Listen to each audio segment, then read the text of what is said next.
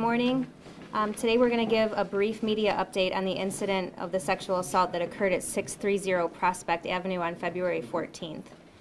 Joining me today and speaking will be Chief Calvin Williams, Deputy Chief Harold Patel, Prosecutor Driscoll from the Cuyahoga County Prosecutor's Office will be available to answer questions regarding the judicial process.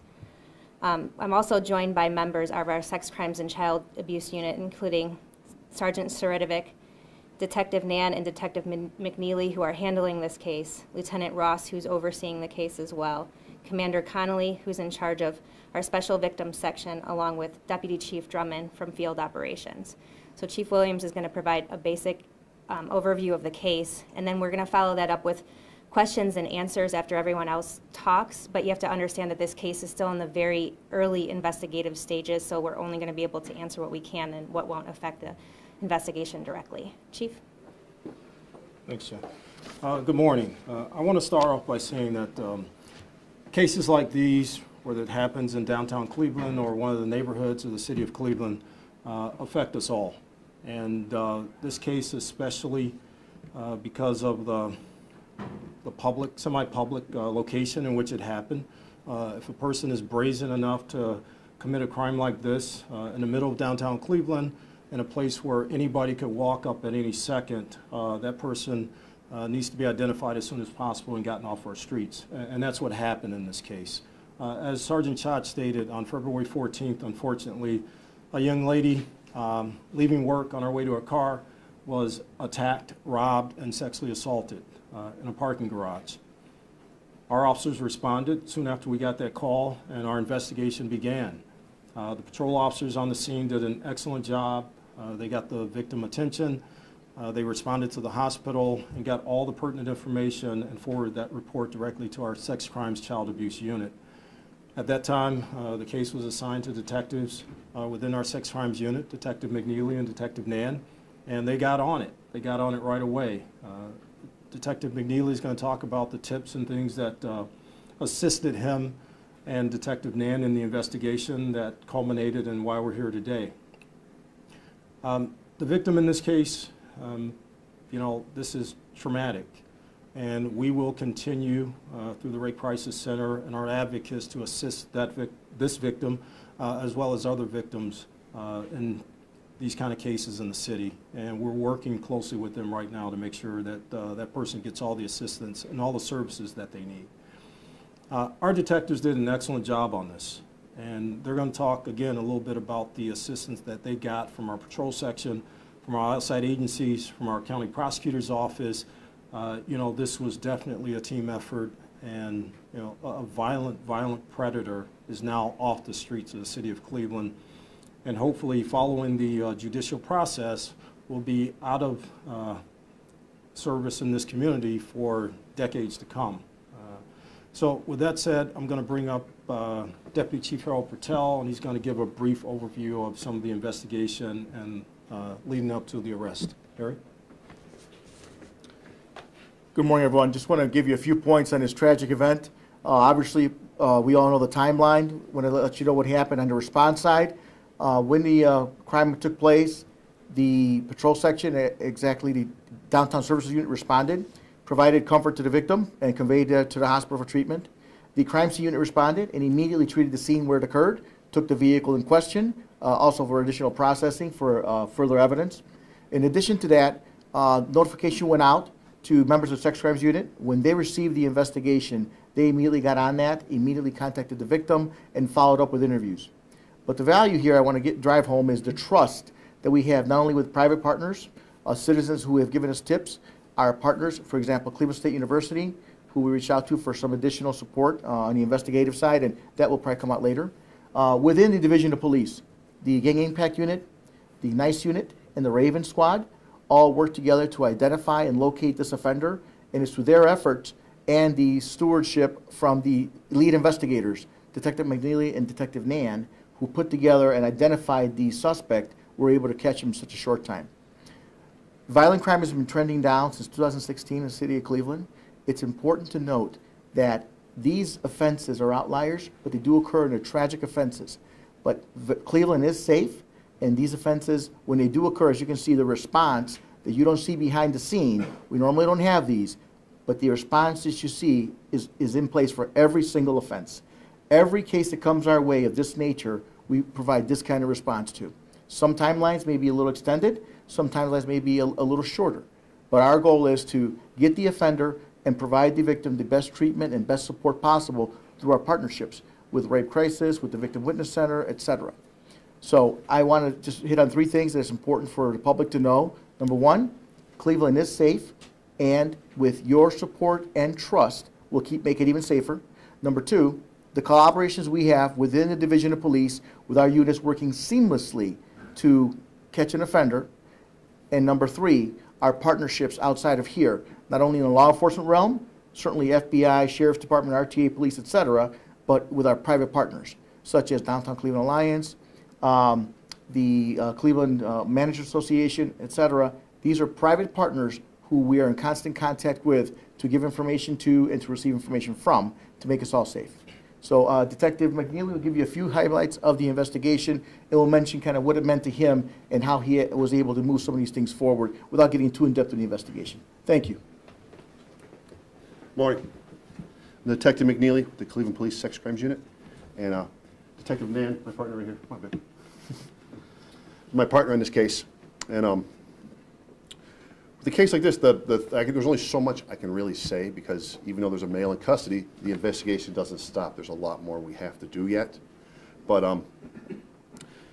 from this time this started, we received phone calls every shift in every district, wanting to share information with us, asking information from us. In addition to that, which was very helpful, it was a lot of the assistance we got from the private sector, property owners, people at CSU. Our partners in the prosecutor's office and in juvenile court would help us expedite things. And that's the way this is supposed to work. And this is exactly how it happened. Everybody came together and we got this taken care of in relatively short order.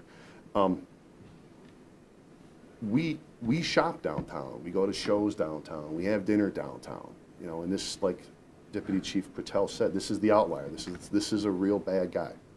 And this whole partnership really worked this way. And it's the people of the prosecutor's office and the uniformed officers, the NICE unit, the gang impact unit, the people that I've worked with never cease to amaze me when they come together and make this happen like this. There's not much more I can say because I say this is an ongoing investigation. So I just want to thank you. Thanks, Joe. Right now, we'll take a few questions, but I want to reiterate, as Detective McNeely said, this is kind of an outlier of things that happen here in the city. We treat every case with this importance. We bring all resources to bear on every case that happens here in the city of Cleveland, especially when it's a violent crime case. And those cases are especially important to us. They're especially important to the administration, the mayor, and city council. And our mandate for the last couple of years has been to drive down violent crime. And, it's tough. And we're going to have these things that happen. And things like that happen in a big city. But for the most part, our men and women, our partners, are doing an excellent job in driving down violent crime in the city. So we'll open it up for questions now. Chief, what about the notice? Should notice have gone out to the public earlier so that people might look over their shoulder? Well, we didn't do any public notification. We did notification internally and to some of our partners because we really had a good lead on this suspect early, and we didn't want to scare this person and have to look for this person for the next 30 days. We knew that this person had violent tendencies, and we wanted to get him off the streets as fast as possible. And, through our experience, if we have those type of leads, it's best to run those leads down first before we kind of alarm the public to look out for this person. Had Detective McNeely and Detective Nan not been able to develop some of these things early on, we would have put out a public notice for it. Had we had a definite description on the suspect and a definite ID, we would have pushed that out, really. But these guys were on it. They were this close to actually arresting the person. We just had to tighten up a couple things with the prosecutor's office in order to get search warrants and arrest warrants signed. And we did that in a couple of days and got this person off the streets. What was it that connected him to this crime? There are a few things, and I can't get into all of them, but there are other things that happened downtown that we were able to backtrack and actually get photographs, video of this person from some of the business locations downtown because we knew certain things kind of tied them to this actual crime. And again, our detectives went back, our patrol officers, our partners, and they said, hey, you know, this may be connected. We looked at video, we developed a suspect basically from the experience of our officers in dealing with certain people downtown, and were able to match a lot of that to the actual suspect and make the arrest. Do you believe he was involved in other crimes downtown? He could have been involved in other crimes downtown. We don't think anything to this magnitude. But again, it's early in the investigation, and I think once we get a chance to talk to him, once things further come out with the physical evidence that we've collected, as well as the eyewitness testimony, then we'll see if he's connected to anything else. Where and how was he arrested? How did the arrest go down, and where did it happen at? It happened in the city of Cleveland, I think on the Lower East Side. I can't give you a specific address, and we really don't want to give that out. But again, members, our detectives communicated with our gang impact squad, our NICE unit, neighborhood impact community engagement squads that are out there. Those guys are boots on the ground, day in and day out. They know a lot of the bad actors. They know where these people hang out at. They know who they're affiliated with. And by us communicating that internally and with our external partners, they are able to kind of pinpoint where this person was once we specifically identified a suspect. The suspect had been wanted on a warrant for more than a week before this happened. What, if anything, was being done to look for him before this crime occurred? I don't think that this particular suspect was on anybody's radar. It was a misdemeanor warrant that the person was wanted on. And, you know, sometimes those things are pushed out and prioritized based on the suspect's history, and sometimes they aren't. So if we would have gotten that warrant from the system saying this person needs to be picked up, then we would have dedicated resources to pick him up. So he was not, there was no alert to you guys based on his history to try to pick him up on this warrant? No, I mean, there are thousands of, probably tens of thousands of misdemeanor warrants out there and thousands of felony warrants on folks within Cuyahoga County. And we don't get an alert for every warrant that goes out. We have people in our NICE unit, our gang impact unit, and even our district operations that routinely go through warrants and then prioritize and then actually go out and try to find those folks and bring them in on those warrants. Chief, can you or someone else talk about this guy's history, because it goes back a long way? Well, I'll let the prosecutor's office talk. I know they don't want to get too much into it because, again, we're early in this, but I don't know if they can actually talk about his history at all. It may be premature, but I'll turn it over to them. We are exploring his juvenile history. At this point, it is obviously a juvenile history, and we are looking at various cases that he has pled to and was adjudicated in juvenile court for. I know that he has been on probation in juvenile court and had other services, but we are looking into his history and seeing if there's anything else that he could be charged with as we bind him over. He was arraigned this morning in juvenile court, and a probable cause date has been set for March 26th of this year, and we will be looking to charge him as an adult. What sort of facility did he escape from that the warrant was issued earlier this month? I don't have all of the information on that, and if it was necessarily a facility, or if it was just where he was supposed to be, so I wouldn't be comfortable answering that question without all the information.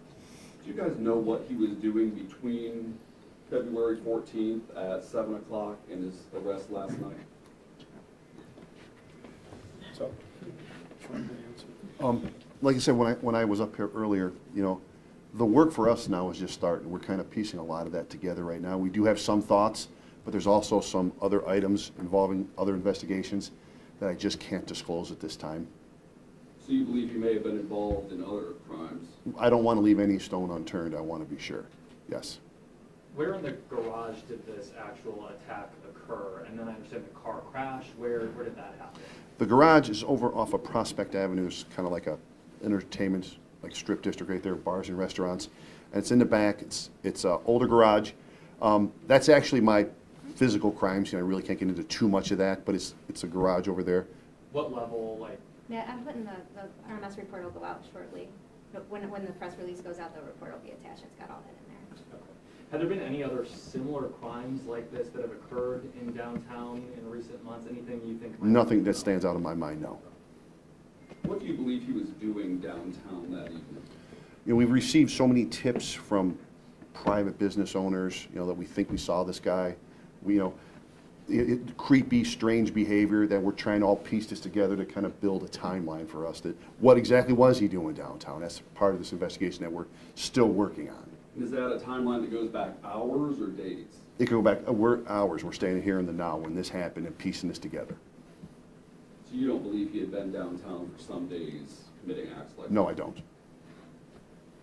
Thank you guys for All coming. right, thanks, guys. Thank you. Good job.